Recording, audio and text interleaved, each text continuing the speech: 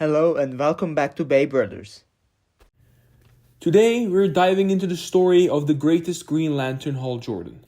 He's more than just a superhero, he's a man who's fallen from grace, been possessed by fear, and risen to become the Corp's greatest symbol of willpower. His journey from Parallax to Protector reshaped the DC universe forever. To understand why Hal Jordan is the greatest, you need to understand what he stands for. Every Lantern knows these words that define their mission, their will, and their legacy. In brightest day and blackest night, no evil shall escape my sight. Let those who worship evil's might beware my power, Green Lantern's light.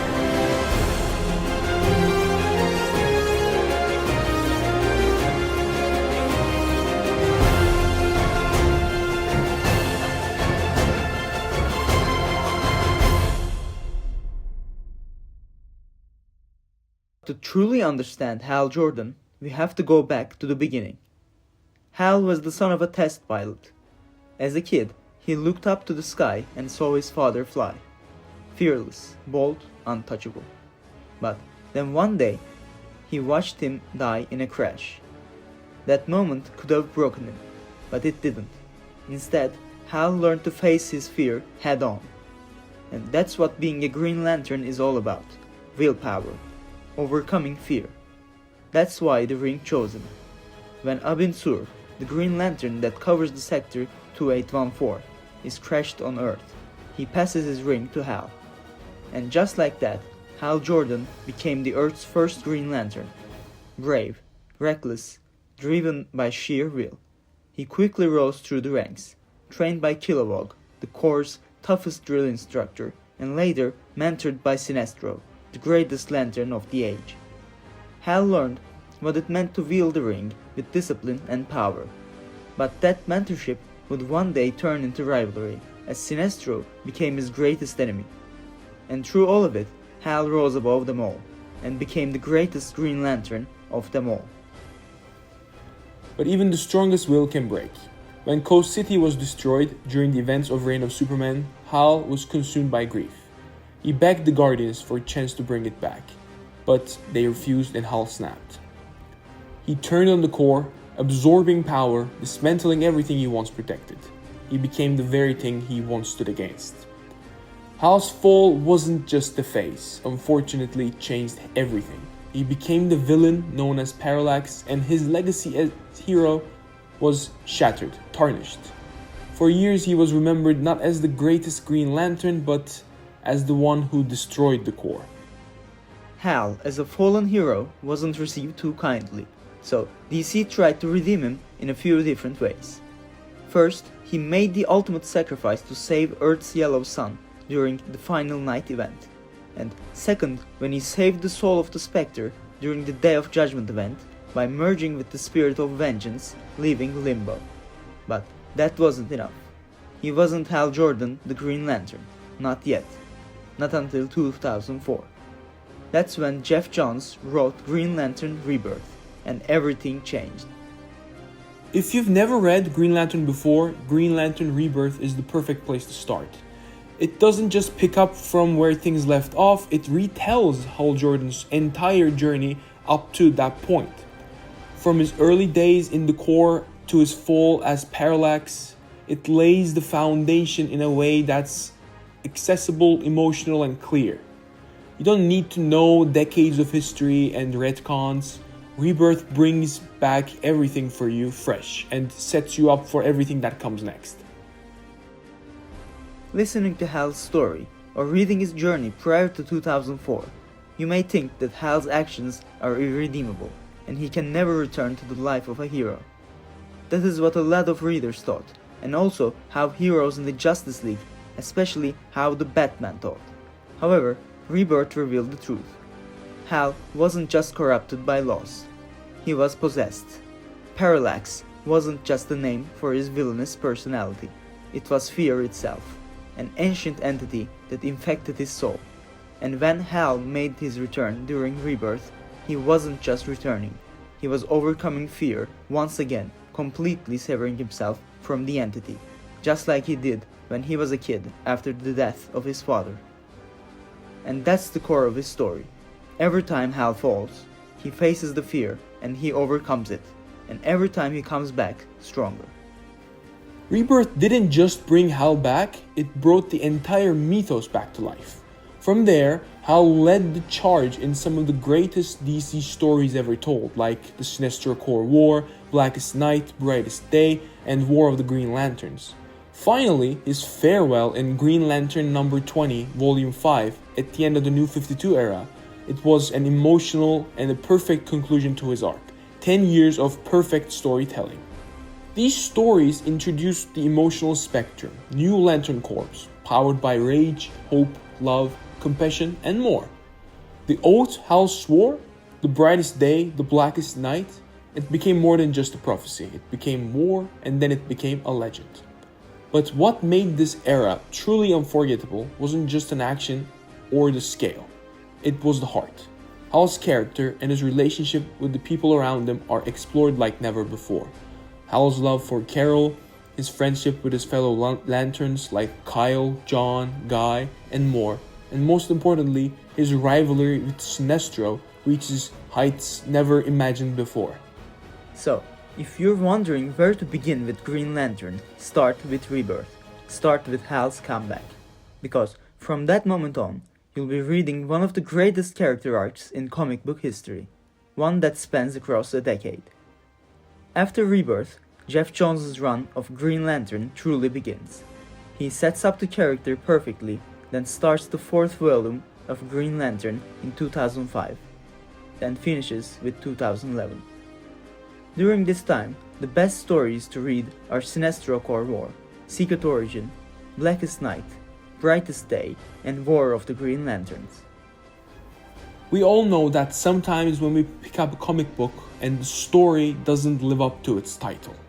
Books like Superman Doomed, Battle for the Cowl, Emperor Joker, and even classics like Crisis on Infinite Earths, to be honest, didn't hit as hard as I hoped they would. But Sinestro Corps War, it's the exact opposite. When I first saw the event, I thought it would just be a generic battle between willpower and fear, but when you start reading, you realize it is so much more. The main premise of the story is Sinestro's declaration of war on the Green Lantern Corps. Pretty classic. Knowing that his core of fear isn't strong enough on its own though, he recruits some of the most powerful beings in existence, which is what makes the story very interesting. Cyborg Superman, the destroyer of Coast City, Hal's home, Superboy Prime, the strongest Superman of the multiverse, and the Anti-Monitor, the greatest threat the DC universe has ever faced. When you add to that the fear entity Parallax, then suddenly Sinestro Corps War becomes one of the biggest threats the DC universe had ever seen. But hidden underneath all that chaos and massive battles, there is something even bigger, and it is the emotional spectrum. This concept that emotions like willpower, fear, rage, hope, love, avarice, and compassion could each power entire corps overshadows the whole war itself. It sets the stage for Blackest Night, which becomes the greatest challenge the Green Lantern Corps would ever face. Right after the Sinestro Corps War, we get Green Lantern Secret Origin, a 7-issue arc covering issues 29 to 35. This is the most up-to-date retelling of Hal Jordan's origin. Jeff Jones, who already proved he could redefine classics with stories like Superman's Secret Origin, delivers one of his finest work. It's the perfect story to better understand who Hal Jordan is, where he comes from, and what truly pushes him. Then comes The Blackest Night, the most ambitious tale in the Green Lantern mythos. I always thought Blackest Night was just a cool line from the Green Lantern Oath. I had no idea it would become the darkest chapter in the Book of Oa. Blackest Night prophesies the end of light and the rise of death itself. Through his servant Black Hand, Necron, the main villain of the story and the embodiment of death, corrupts the universe by resurrecting the dead. One by one, heroes and villains fall under Necron's control, until the entire universe is on the edge of being consumed by darkness. Only by the strength of the entire emotional spectrum and some other unknown factors can they stop him. Lanterns who had just been at war with each other, red, blue, violet, indigo, orange, yellow, and green, are now back and forced to unite to survive. The stakes get so high that even the Justice League and their greatest enemies join the Lantern Corps to fight back. We see Flash, Wonder Woman, Lex Luthor, and so many others become temporary lanterns, each representing a different emotional light. The combined power of the 7 corps leads into the Brightest Day, but Brightest Day story is a little more unique. It's not just a Green Lantern story, it's more like an entire era for the DC universe. It spans across multiple titles like Justice League Generations Lost and Green Lantern Emerald Warriors, alongside the main Brightest Day 24-issue series. Because it stretches across so many books, the core story can feel a little diluted at times. Still, the main Brightest Day story and the Green Lantern stories tied to it are excellent. It's a story about rebirth, about the aftermath of Blackest Night, and about setting the stage for what's next. And what follows is the ultimate Green Lantern showdown. War of the Green Lanterns reveals that the Guardians, the supposed protectors of the universe, have deep dark secrets, going all the way back to the beginning of time. One of their own, a mysterious Guardian, rebels and seizes control of the emotional spectrum's entities, Ion, Parallax, Ophidian, Adara, and the others. By using the raw powers of fear, will, love, rage, and hope, he turns the very heart of the Corps against themselves. Hal Jordan and the other Lanterns are forced to do the unthinkable, wield rings from different corps, and face their fears like never before. And through it all, Hal's willpower never breaks. He proves once again, not by words, but by action, why he is the greatest Green Lantern who ever lived. Jones's run doesn't end there. He continues Hal Jordan's story straight into the New 52 with Green Lantern Volume 5. The New 52 was a massive initiative by DC to modernize their characters and create a clean starting point for new readers. Most series were rebooted, stories were interrupted, histories were rewritten, and every book returned to issue 1. But Green Lantern was different. Even though it relaunched with a new number 1, the story continued uninterrupted. No reboot, no retelling. It made Green Lantern one of the most unique books in the entire New 52 lineup, a direct continuation of everything Jeff Johns had built. In this era, we get an even deeper look into Hal Jordan's relationship with Sinestro. After years of war and betrayal, they are forced to work together, not just as reluctant allies, but as partners.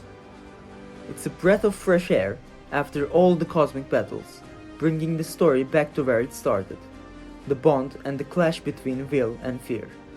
Jones's run carries through major events like Rise of the Third Army and Wrath of the First Lantern, where once again the real villains are the Guardians themselves, the very beings Hal and the Corps swore to serve. Finally, it all comes to a close with Green Lantern issue 20, the last issue of Jones's run. It's the perfect ending. Loose ends are all tied up, characters get their deserved conclusions, and after a decade of storytelling, readers are left more than satisfied. It's not just an ending to a run, it's the end of an era, one that defined what it truly means to be a Green Lantern. Hal Jordan isn't just called the greatest Lantern, he earned that title. After breaking free from Parallax and saving the Corps, he just didn't stop there. He proved it again and again, when he stood against Sinestro, resisted Black Hand, defied Necron, and when he uncovered Guardian's darkest secrets. Over a decade of impossible odds, and he never backed down. Because at the heart of it all is his will, his unbreakable and relentless will.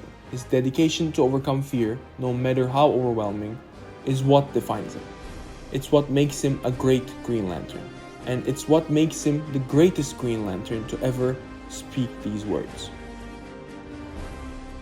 In brightest day and blackest night, no evil shall escape my sight. Let those who worship evil's might beware my power, Green Lantern's light. Thanks for watching. Be sure to subscribe to the channel and like the video. B-Bros out.